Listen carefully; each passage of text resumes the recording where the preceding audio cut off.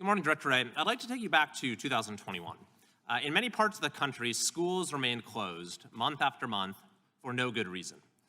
Once schools did nominally open, many instituted draconian testing and quarantine regimes, such as one student is possibly exposed to COVID, everyone goes home for the week.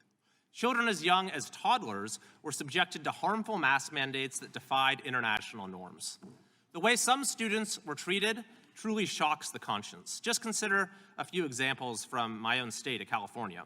A school district in Davis sent an email to parents announcing that their children will be required to eat outside in the rain to reduce exposure to COVID. A school in Sonoma County made young children chew with their masks on, explaining this was to minimize the time spent unmasked. Some schools in Los Angeles limited students to one bathroom break per day and barred them from drinking water outside of the lunch period. A school in the San Ramon Valley made students eat lunch on the ground.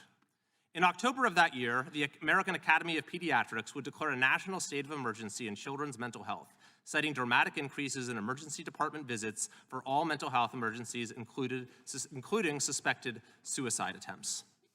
In the face of this, Director, the Biden administration decided to take action. It mobilized the sweeping powers of federal law enforcement. But it wasn't to spare kids from such cruelty. Rather, it was to target the parents who were speaking out against it. The administration coordinated with the National School Board Association on a letter that began with the alarming claim America's public schools and its education leaders are under an immediate threat. The letter cited a handful of news stories, almost all of which involved purely expressive activity by parents at school board meetings, and called such activity a form of domestic terrorism. The letter called for the full counterterrorism and law enforcement powers of the federal government, including authority granted under the Patriot Act, to be mobilized to investigate, intercept, and prevent such activity. The Biden administration was ready to take this letter and run with it the moment it was received. After all, administration officials had participated in its drafting. Within 5 days of receiving it, Attorney General Merrick Garland fired off his infamous memo directing federal action in response to a, quote, disturbing spike in harassment, intimidation, and threats of violence against school administrators, board members, teachers, and staff. In response, the FBI opened 25 assessments against parents and even created a new threat tag. Director Wray, did Attorney General Garland consult with you or the FBI before issuing that memorandum?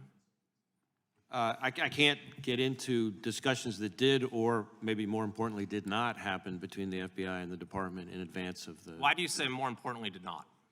Well, because I will say to you the same thing that I said to all 56 of our field offices as soon as I read the memo, which is that the FBI is not in the business of investigating or policing speech at school board meetings or anywhere else for that matter, and we're not going to start now. Now, violence, threats of violence, that's a different matter. We're going to work with our state and local so that's what the partners memo on was that. predicated on. And what I'm asking you, was there any evidence that you provided to Attorney General Garland that supported that predicate, that premise that there was an increase in harassment and threats of violence?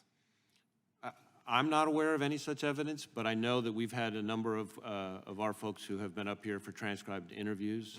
So unless some of them shared it, I'm not aware of any. Well, actually, what they've shared with us points to just the opposite.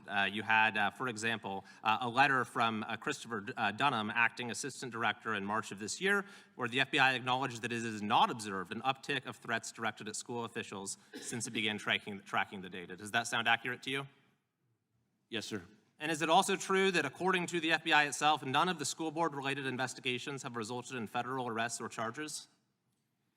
I think that's correct. I think of the 25, and for context, you know, that's 25 tips. I'm sorry, I have limited time, so if that's correct, I'd like to move on. This committee's investigation concluded that the Justice Department's own documents demonstrate that there was no compelling nationwide law enforcement justification for the Attorney General's directive. Do you have any reason to dispute that conclusion?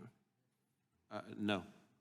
So we had an investigation of parents. We had a sweeping mobilization of federal power against the most protected core First Amendment activity, the right of citizens to speak and petition their government on the most important of issues, the education of their children. And you are telling me that the entire basis for that, there was no evidence to support it. Well, I want to be clear. We, the FBI, as I said, were not and did not investigate people for exercising. Should Attorney General Garland rescind the memo? I'm sorry? Should Attorney General Garland rescind that memo? Oh, that's a question for the Attorney General. Do you believe he should? Again, that's a question for the Attorney General. Do you believe that the Attorney General should apologize to parents who are the subject of that memorandum? I'm not going to speak to that. Will you apologize for the FBI's own role? I think the FBI conducted itself the way it should here, which is that we've continued to follow our longstanding rules and have not changed anything in response to that memo. Time of the gentleman has expired. The chair